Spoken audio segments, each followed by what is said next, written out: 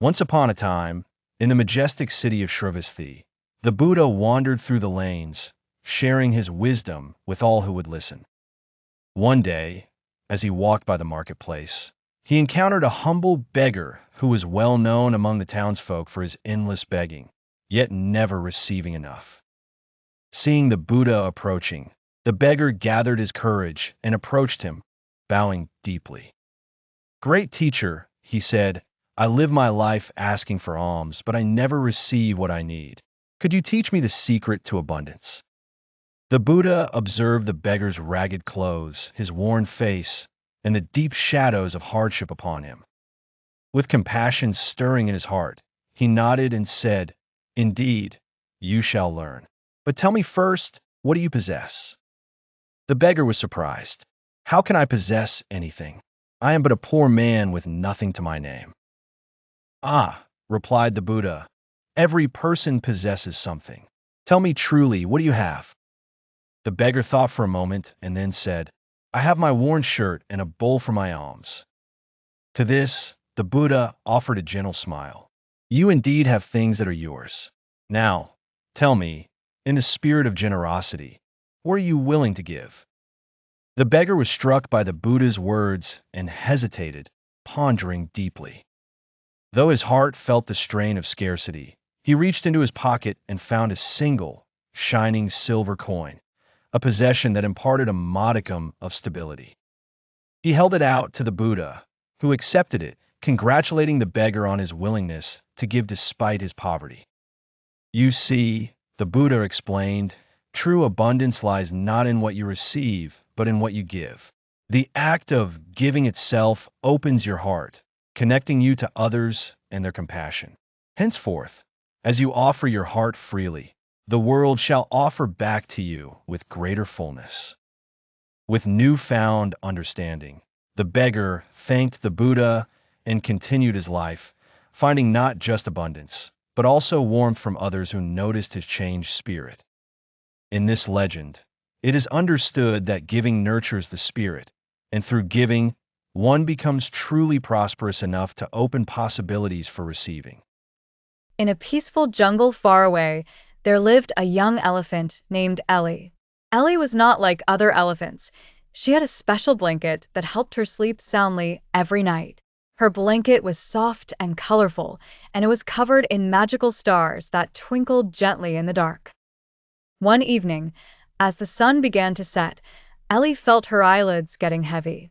"Oh, it's time to go to bed," she yawned. But as she shuffled over to her favorite sleeping spot under the mango tree, she realized her blanket was missing. "Oh dear," gasped Ellie. "I can't find my blanket. How will I sleep without it?" Ellie searched high and low. She looked behind the bushes, under the fallen leaves, and even asked her jungle friends if they'd seen it. "Have you seen my blanket, Freddie the Frog?" she questioned. "Not today, Ellie," replied Freddie, hopping off toward the stream. "What about you, Polly the Parrot?" "Sorry, Ellie. I was busy gathering new feathers," chirped Polly, flapping off into the sky. The moon rose higher in the sky, and Ellie began to feel worried. But then, she remembered something wise her mother once told her. "When you lose something, think of where you last saw it." Suddenly, Ellie recalled that she had been playing near the waterfall earlier that day. With a spark of hope, Ellie trotted over to the waterfall, where the water glistened under the starlight. "There it is!" cried Ellie with joy, spotting her blanket nestled on a rock, right where she'd left it. "Thank goodness!" As she picked up the blanket, a gentle breeze blew through the trees, and Ellie felt a wave of calmness envelop her. Vanilla and mint from nearby flowers filled the air, and Ellie closed her eyes, wrapped in her blanket's comforting embrace. As Ellie lay down under her mango tree, she understood that patience and remembering could solve many mysteries. Soon, her breathing turned steady, and she drifted into a dream filled with twinkling stars, gentle tides, and the soft voices of her friends. And so, the jungle was silent again, with Ellie snuggled under her magical blanket, dreaming sweet dreams until the sun rose once more. Scene 1. Jungle School Assembly. It was a bright morning in Happy Jungle. All the animal kids gathered for morning school. Master L announced, "Tomorrow is fruit day. Everyone bring your favorite fruit." Everyone cheered. Except Bola the bear, who had already forgotten what Al said. Did he say boot day? Should I bring shoes? Bola whispered. Scene 2. Bola's confusion at home. Bola packed his dad's big rubber boots in his school bag. Fruit? No. I think it was boot. Yes, boot day, he said proudly. Tina Turtle passed by and said, Bolu, I'm bringing mangoes. Bola replied, Oh, for mango boot day, right? Tina just blinked slowly. What? Scene 3. Fruit day fiasco the next morning. The jungle classroom was filled with fruity smells, apples, bananas, grapes. But Bolu? He came in proudly, wearing one boot on his head and one on his paw. Happy boot day, he shouted. Everyone burst out laughing. Bolu. It's fruit day, not boot day, said Roger Rabbit, rolling on the floor laughing. Bolu looked around at the juicy fruits and then at his stinky boot hat. Oh no. I even polished it, he said, scratching his furry head. Master Owl gently tells Bolu to always listen carefully and double-check things next time. Everyone laughs at Bolu's silly mistake, but they all still enjoy his fun-loving nature. Tina shares her mango with him, and Bolu, still joking, says, This boot tastes amazing. The scene ends with laughter and a lesson learned. White medium star moral of the story. Always listen carefully and double-check things. But if you make a mistake, laugh it off and learn from it. गांव के खेत के दिल में अर्जुन और राजा बेफिक्र खेल में आनंद लेते हैं। उनकी हंसी शांत दृश्य के माध्यम से गूंजती है। अर्जुन रुक जाता है। उसकी आवाज प्यार से भरी हुई है, जैसे वह अपनी भावनाएं साझा करता है। राजा, मुझे यह गांव बहुत पसंद है। यहां हमेशा शांति रहती है। राजा जवाब देता है। उसके शब्द उनके साझा बंधन को दर्शाते हैं। हाँ, अर्जुन, और हमारी दोस्ती भी हमेशा ऐसी ही रहेगी। दोनों दोस्त हंसते हैं। उनकी आवाजें पत्तियों की कोमल सरसराहट और गांव के जीवन की दूर की आवाजों के साथ मिल जाती है। कैमरा शांत और शाश्वत सुंदरता के सार को पकड़ते हुए सुरम्य गांव में घूमता है। कक्षा में शिक्षक गंभीर स्वर में ईमानदारी परीक्षण की घोषणा करते हैं। शिक्षक के शब्द गूंजते हैं। बच्चों, इस परीक्षा में आपको ईमानदारी दिखानी होगी। यह सिर्फ एक प्रतियोगिता नहीं है, यह आपके चरित्र की परीक्षा है। बच्चे चुनौती के रूप में उत्सुक दिखते हैं। अर्जुन की आंखें मिठाई पर टिक जाती हैं। उसकी इच्छा स्पष्ट है, क्योंकि वह कहता है, यह मिठाई बहुत स्वादिष्ट लगती है। अर्जुन अपनी मिठाई खत्म करता है। उसके चेहरे पर एक परेशान भाव छा जाता है। वह विचारों में खोया हुआ है। उसकी भौहें चिंता से सिकुड़ी हुई हैं। अर्जुन अपनी अंतरात्मा से जूझता है। अगर मैं सच बोलूंगा तो सब मुझ पर हंसेंगे, लेकिन अगर मैं झूठ बोलूंगा तो मैं ईमानदार नहीं रहूंगा। वह राजा को पूरी कहानी सुनाने की कल्पना करता है। राजा गंभीर अधिकार से सलाह देते हैं, अर्जुन, तुम्हें सच बोलना चाहिए। ईमानदारी सबसे बड़ी बहादुरी है। अर्जुन अगले दिन सब कुछ उजागर करने का संकल्प लेते हैं। जो भी हो उसके लिए तैयार रहते हैं। जंगल के हृदय में 3 छोटे सुअरों ने अपनी मां को अलविदा कहा, अपनी अलग अलग यात्राएं शुरू की। पहला सुअर लापरवाह और आलसी घास का एक कमजोर घर बनाना शुरू करता है। दूसरा सुअर थोड़ा अधिक मेहनती लकड़ी के घर का ढांचा खड़ा करता है। तीसरा सुअर बुद्धिमान और धैर्यवान एक मजबूत घर की पहली ईंट रखता है। दिन की गर्म रोशनी में भेड़िया चुपके से कमजोर तिनके के घर के पास आता है। भेड़िया भूसे के घर पर आता है और कमजोर दरवाजे पर जोर से दस्तक देने के लिए एक पंजा उठाता है। खतरनाक इरादे से भेड़िए की गूंजती हुई आवाज शांति को भंग कर देती है। छोटे सुअर, मुझे अंदर आने दो। भेड़िए की विशाल आकृति के सामने तिनके का घर कमजोर लग रहा है। लकड़ी का घर पास में खड़ा है, जो सामने आ रहे नाटक का मूक गवाह है। भेड़िया ईंट के घर के पास जाता है, वही धमकी दोहराता है। ईंट का घर दृढ़ता से खड़ा है, भेड़ियों की धमकियों से बेपरवाह। भेड़िया ईंट के घर को उड़ाने की लगातार कोशिश करता है, लेकिन हर बार असफल रहता है। हारा हुआ भेड़िया एक नई योजना बनाता है, चिमनी के माध्यम से घर में घुसना।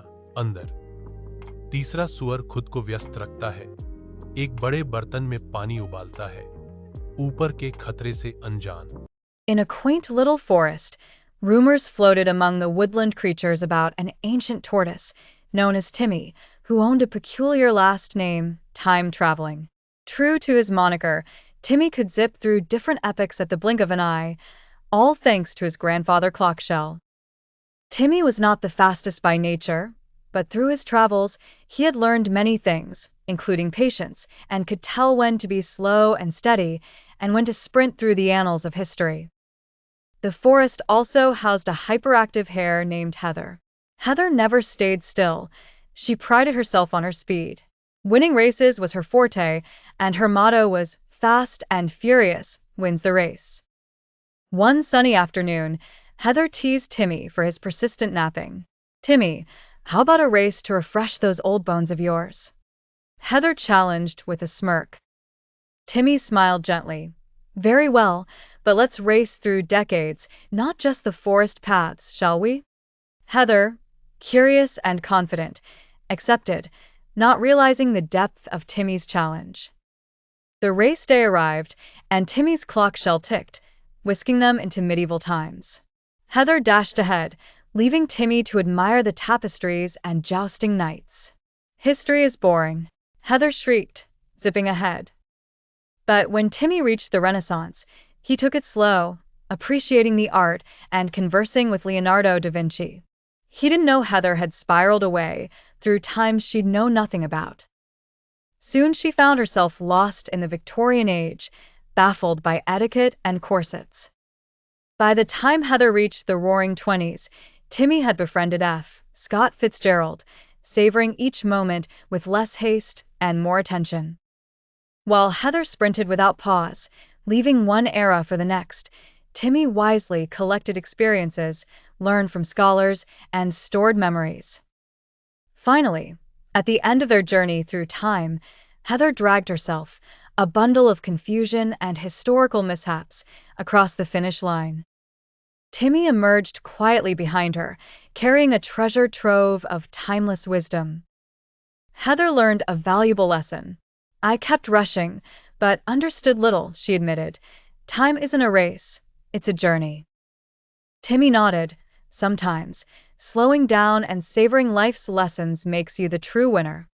And with a wink, he offered his shell to Heather, for another journey, not of race, but of learning. Timmy's clock shell ticked softly, resonating with the wisdom of ages, as the forest embraced the lessons learned. The forest, now quiet, held the echoes of their journey, a testament to the timeless dance of speed and wisdom. महल के आंगन में एक युवा राजकुमार की बेफिक्र हंसी गूंजती है, क्योंकि वह खेलता है। एक छोटी सी गेंद आसानी से उसके हाथों से उछलती है। उसकी हंसी मर जाती है क्योंकि उसकी निगाहें एक कठोर दृश्य पर पड़ती हैं। गार्ड एक गरीब किसान को बेरहमी से पीट रहे हैं। राजकुमार की आवाज अधिकार के साथ गूंजती है, "रुको, यहाँ क्या हो रहा है?" किसान, अपने यातना देने वालों से मुक्त होकर, राजकुमार की ओर देखता है। उसकी आंखों में डर और नए सिरे से मिली आशा का मिश्रण झलकता है। करुणा उसके चेहरे पर अंकित, राजकुमार घोषणा करता है, "मुझे अपने पिता से बात करनी चाहिए।" भव्य सिंहासन कक्ष में राजा बैठे हैं। याचिकाकर्ता उनके निर्णय की तलाश में शक्ति का संचार कर रहे हैं। एक विनम्र व्यापारी आगे बढ़ता है। उसकी आवाज कांपती है क्योंकि वह विनती करता है, "महाराज, एक चोर ने मेरी दुकान से सामान चुराया है। मैं आपसे न्याय चाहता हूं।" राजा की आवाज हॉल में गूंजती है, "दोषी चोर को लाओ।" राजा की निगाहें चोर को भेदती हैं। "चोर, तुम पर इस व्यापारी से चोरी करने का आरोप है। क्या तुम कबूल करते हो?" चोर, विनम्र और टूटा हुआ, फुसफुसाता है विनम्रता से, "हाँ, महाराज, मैं दोषी हूं।" राजा ने दया के साथ न्याय का आदेश दिया, "तुम चुराए गए सामान को लौटाओगे और व्यापारी को उसके नुकसान की भरपाई करोगे। यह तुम्हारे लिए एक सबक होना चाहिए।" तबाह हो चुके युद्ध के मैदान में राजा अपनी सेना को युद्ध के केंद्र में ले जाता है। युद्ध बढ़ता है क्योंकि राजा अपने विषयों को गिरते हुए देखता है जो जीत के लिए बलिदान है। राजा जुआ खेलता है और दुश्मन को हराता है, एक बलिदान के साथ खरीदी गई जीत। उसके लोग बच गए हैं लेकिन राजा मर जाता है। एक नायक का अंत। लोग उसे एक हीरो के रूप में याद करते हैं। उसकी विरासत समय के रेत में अंकित है। उनका बलिदान अनंत काल तक गूंजता रहेगा, उनके निस्वार्थ कार्य का प्रमाण। Once upon a time, in the bustling city of Agra, the wise Emperor Akbar decided to have a little fun with his clever minister Birbal. Birbal, said Akbar, I need you to find me something that does not exist. Now, this was indeed a strange request, and more than a little cheeky. But Birbal, with his quick wit and even quicker tongue, was up for the challenge. Birbal scratched his head and thought for a few moments. He finally nodded and said, Your Majesty, I shall not only find it, but I will bring it to you by the day's end. With that, he set out on an adventure to find the intangible. Birbal walked through the crowded markets, bustling with sights, sounds, and a never-ending array of spices. He approached a sweet vendor and whispered, Do you have what does not exist? The vendor, perplexed, quickly gave him a laddu instead and shooed him away. As Birbal continued his quest, he decided to pay a visit to the town's philosopher. The philosopher mused for a bit before saying, Existence is but a perception of the mind. Birbal, though amused by the philosophical answer, knew Akbar wouldn't be satisfied with such abstract wanderings. After many such encounters, Birbal concluded that his task was harder than he presumed, and he sat on the steps of an old temple. A thought suddenly struck him, and he returned to the palace, prepared to present his findings to Akbar. When he reached the court, Akbar, surrounded by his courtiers, asked, Well, Birbal, have you succeeded? Yes, your majesty, Birbal exclaimed, holding up his empty hands. Here it is. Akbar shook his head in bemusement. All I see is empty air, Birbal. Exactly, Birbal replied with a grin. What does not exist can only be nothing, and that is what I've brought you. The emperor and his courtiers broke into laughter, realizing the cleverness behind Birbal's answer.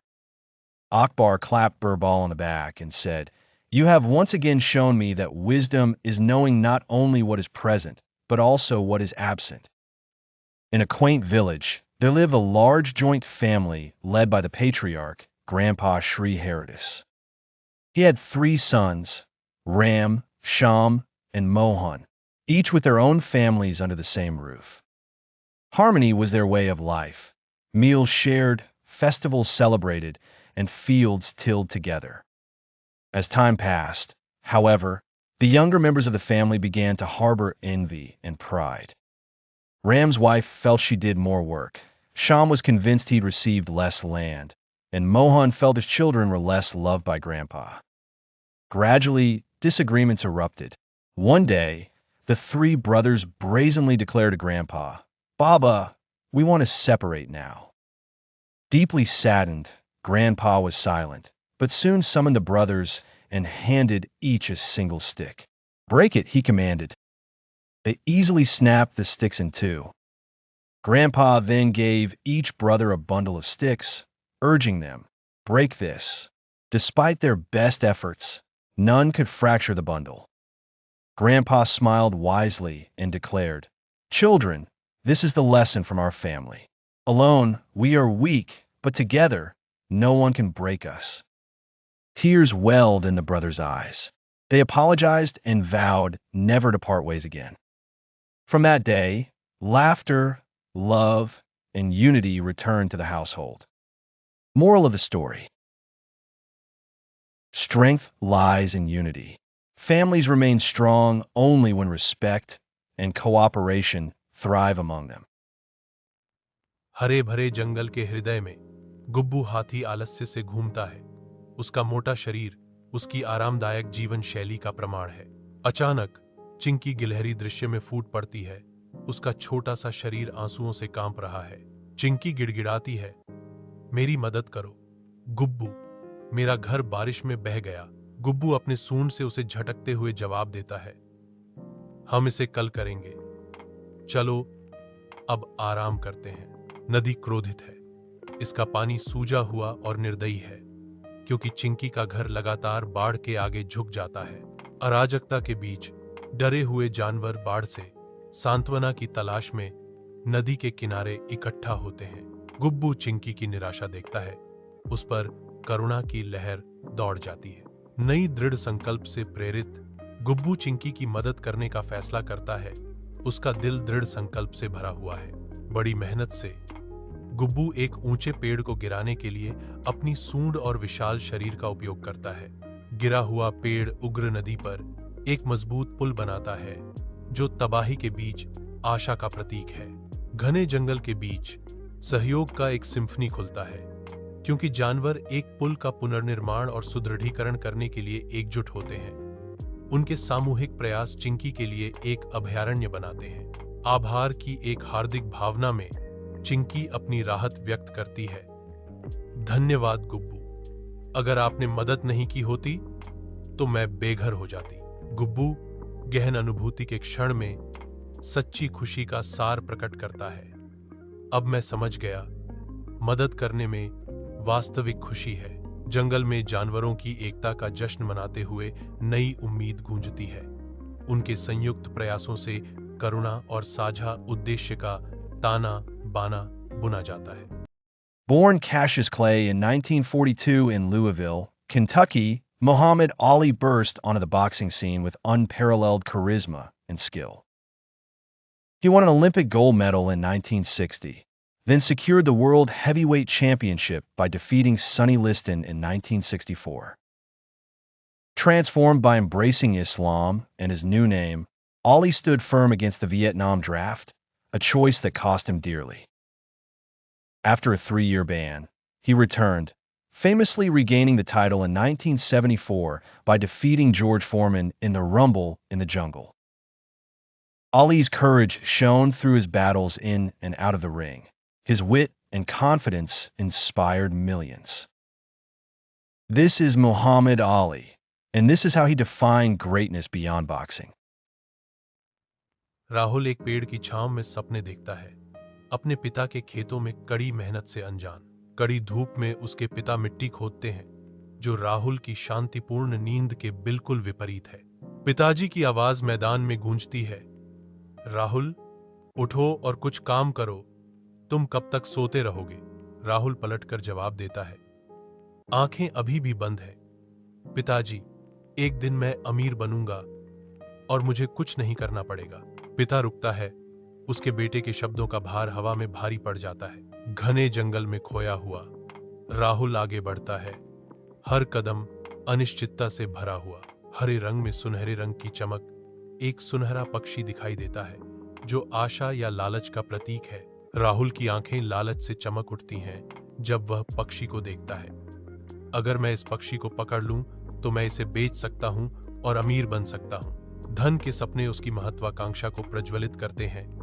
जंगल की शांति उसकी इच्छा को बढ़ाती है। पक्षी अभी भी रहता है, एक पीछा करने का निमंत्रण जो या तो भाग्य या मूर्खता का वादा करता है। जंगल के हृदय में राहुल एक विशाल पेड़ के खिलाफ गिर जाता है।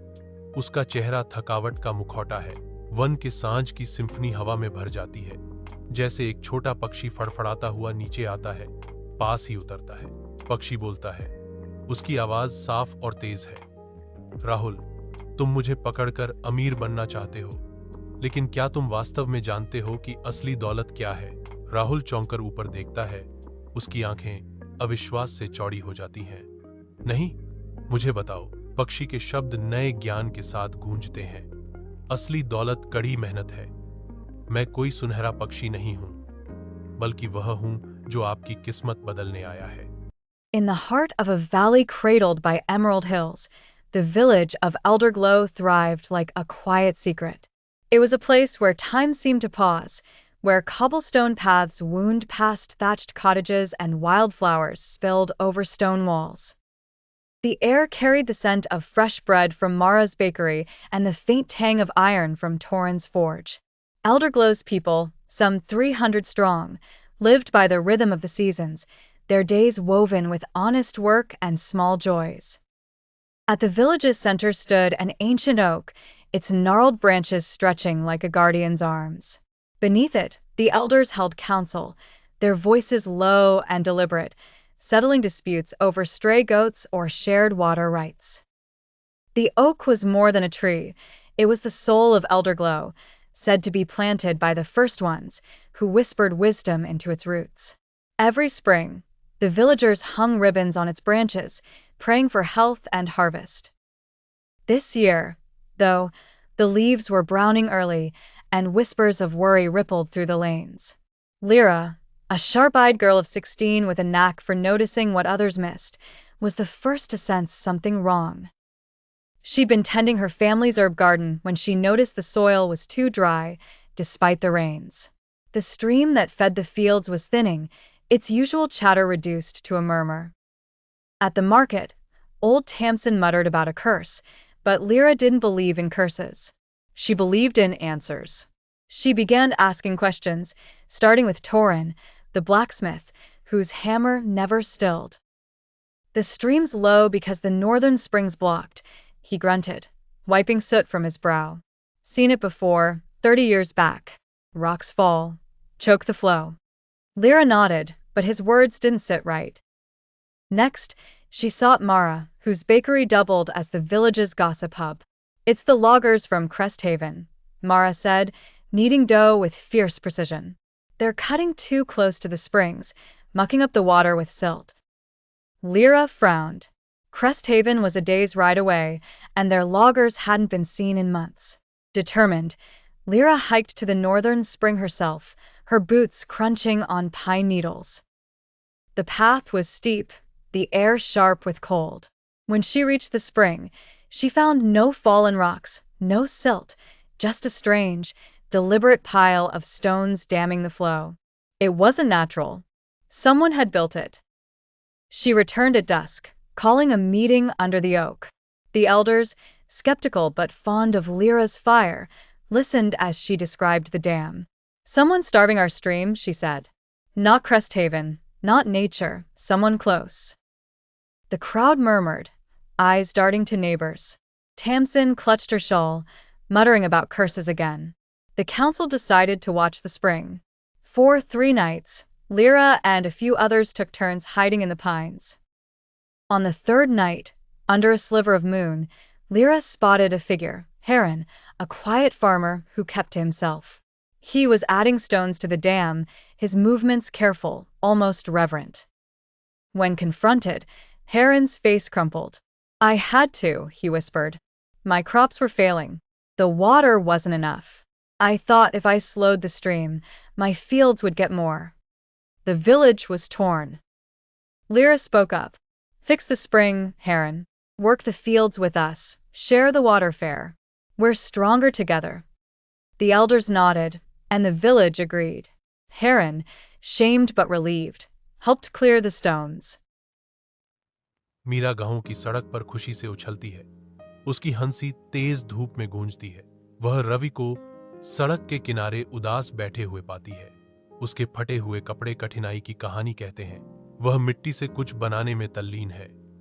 उसके छोटे हाथ सावधानी से धरती को आकार दे रहे हैं। मीरा उसके पास जाती है।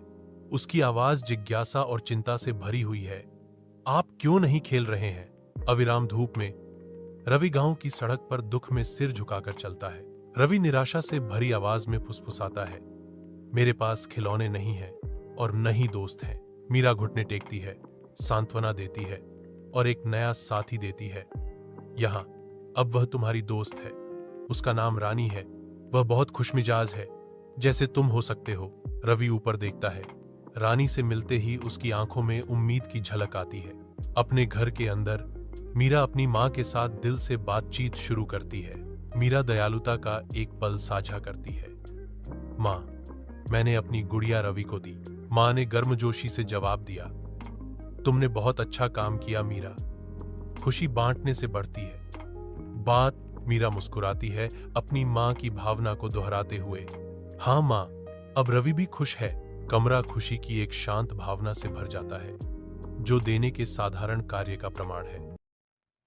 एक अकेला बिल्ली घने जंगल से चुपचाप गुजरती है। भूख से प्रेरित होकर बिल्ली अपने आसपास को देखती है, भोजन की तलाश में। अचानक बिल्ली एक घायल पक्षी को देखती है, जो एक संभावित आसान शिकार है। बिल्ली अपनी विकल्पों पर विचार करती है। शिकार करने की प्रवृत्ति एक नए एहसास से टकराती है। बिल्ली पर दया की लहर दौड़ती है, जिससे उसकी शिकारी मंशा बदल जाती है। बिल्ली हिचकिचाती है, उसकी भूख क्षण भर के लिए करुणा से ढक जाती है। अपने आरामदायक घर के अंदर बिल्ली धीरे से पक्षी को ले जाती है। उसकी हरकतें आश्चर्यजनक रूप से नाजुक हैं। अचानक कोमलता से बिल्ली पक्षी के घावों की देखभाल करती है, उन्हें एक नम कपड़े से पोंछती है। बिल्ली पक्षी को भोजन के छोटे टुकड़े देती है और धीरे धीरे खाते हुए कोमल आंखों से देखती है। जैसे जैसे पक्षी धीरे धीरे ठीक होता है, बिल्ली और उसके पूर्व शिकार के बीच एक अप्रत्याशित दोस्ती पनपती है। हरे भरे जंगल के दिल में एक चंचल नृत्य होता है, क्योंकि एक बिल्ली और एक पक्षी सद्भाव में आनंद लेते हैं। घने चंदवा से धूप छनकर आती है, जो दृश्य को धब्बेदार छायाओं से रंग देती है, क्योंकि उनकी आनंदमय गतिविधियां हवा में भर जाती हैं। एक गहरी अनुभूति हृदय में फैलती है। दोस्ती के सच्चे खजाने को समझते हुए पक्षी चहचहाता है, दोस्ती सबसे बड़ा खजाना है। बिल्ली धीरे से जवाब देती है, हाँ, अब मैं समझ गई। जंगल की हवा एक वादे से गूंजती है, मैं फिर कभी अकेला नहीं रहना चाहता। Arian was a bright and curious 14-year-old student in Class 9 at a reputed school in Mumbai. He loved science, was good at cricket, and had a small YouTube channel where he posted experiments. But there was one thing he didn't like: history exams. One day, just a week before the final history exam, Arian's friend Kabir showed him a cool new app called QuickSolve AI. It could answer any question instantly, with full answers, references, and even handwriting-style fonts. Just type the question, Kabir said, grinning, and you'll get full marks. Arian was tempted. The idea of scoring high without effort felt exciting. That night, he downloaded the app secretly and started practicing with it. The answers were perfect, better than anything in his textbook, but something didn't feel right. The next day in school, their teacher, Mrs. Mehta, made an announcement. This year, we're conducting the history exam orally. No devices allowed. We want to hear your thoughts, not the internet's. Arian's heart sank. When his turn came, he froze. He had memorized the AI's answers but didn't understand them fully. Mrs. Mehta gently asked, Arian, do you believe what you're saying? Arian looked down. After a pause, he said softly, Ma'am, honestly, I used an AI app to learn, but I didn't understand it properly. I'm sorry. There was silence. Then Mrs. Mehta smiled. Thank you for your honesty. That took courage. Remember, AI is a tool, not a teacher. Use it to learn, not to cheat. Arian nodded. From that day, he used AI to explore topics, not to escape them. He even made a video titled, How I Almost Let AI Make Me Lazy, and it went viral among students and teachers. Moral: technology is powerful, but integrity is more powerful. Use AI to grow, not to shortcut your growth. Zara, a 12-year-old girl with sparkling eyes and a strong heart, lived in the village of Nalapura. Her school was small, and her favorite place was the village lake, where she played, studied, and dreamed under the old banyan tree. But this year, something was wrong. The lake was drying up. The fish were gone. Cracks spread across the parched ground like broken promises. Zara saw her grandmother cry over a failed crop and her father talk about moving to the city. Zara couldn't accept it. If the lake dies, our village dies, she whispered to herself. She decided to act. With the help of her teacher, she started learning about climate change, deforestation, and illegal dumping. She created a school campaign called Save Nalapura Lake. She and her friends made posters, shot videos, and wrote letters to the local MLA. People laughed at first. What will a little girl do about climate change? They said.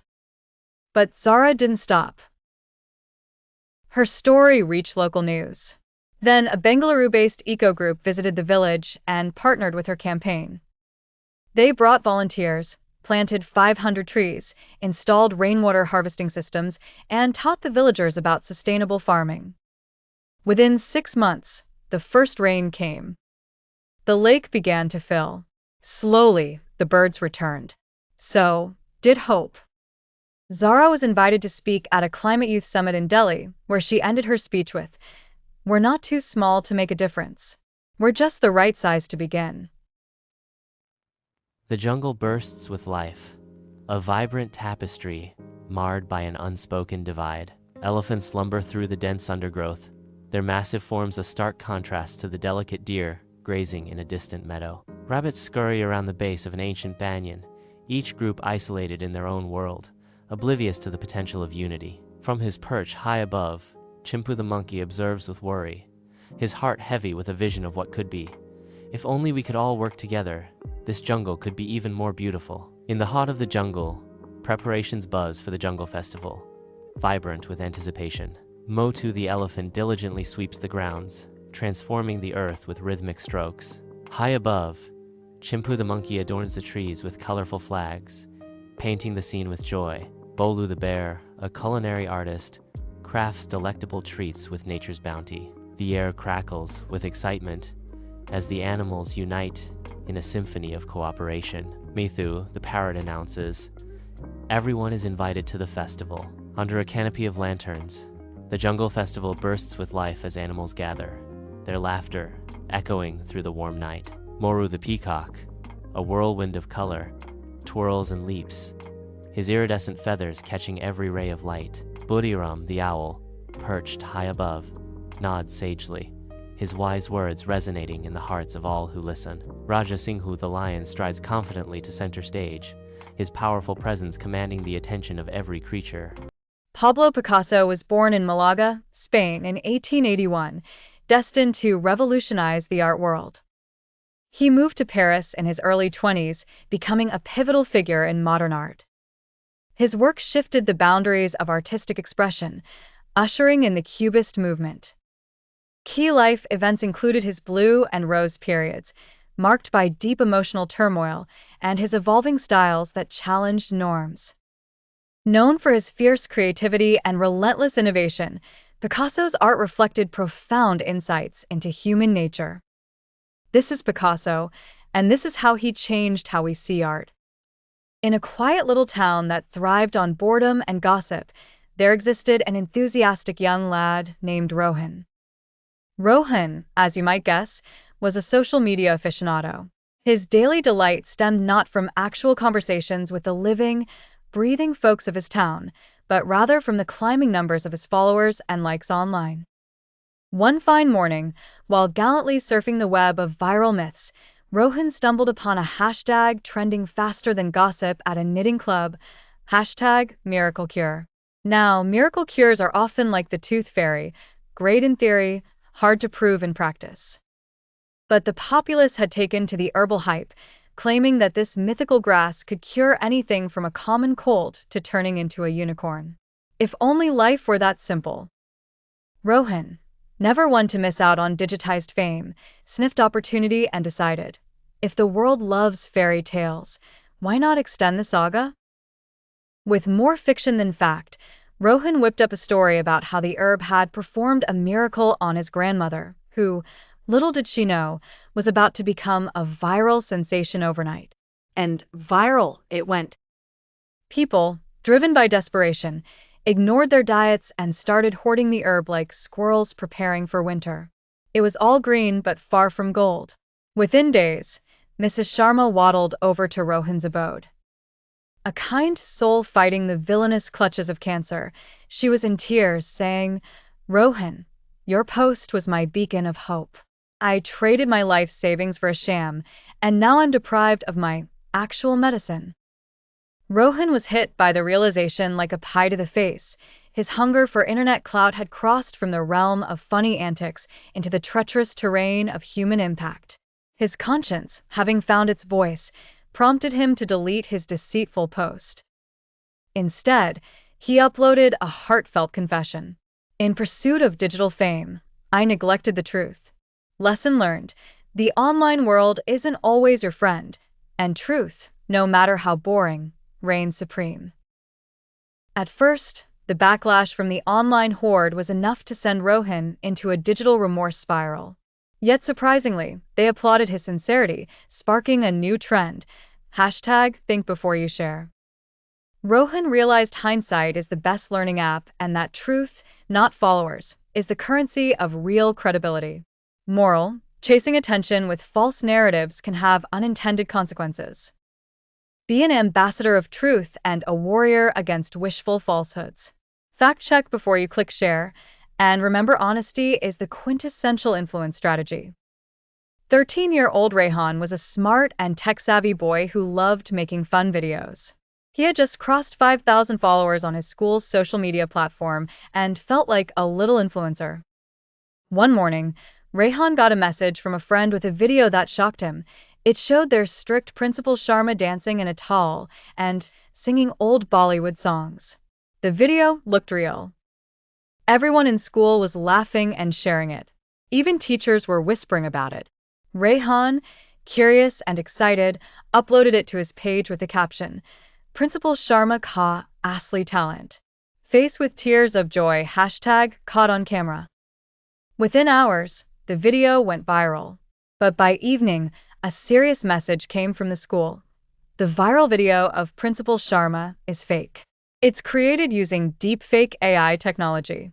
This is a case of cybercrime and digital defamation. Rehan's heart sank. He hadn't created the video, but he had helped spread it. The next day, Principal Sharma called Rehan to the office. "Rehan, I know you didn't mean harm, but you must understand, forwarding a lie makes you part of the lie." Rehan felt ashamed. He deleted the post, wrote a public apology, and with a school counselor's help, started a digital safety club. They called it hashtag think before you share. The club taught students how to spot fake videos, verify sources, and use technology responsibly. Rehan even gave a TEDx-style talk at his school titled, "From Forwarding Fake to Fighting Fake." Moral: in the age of AI and viral videos, spreading truth is a bigger superpower than going viral. Always verify before you share.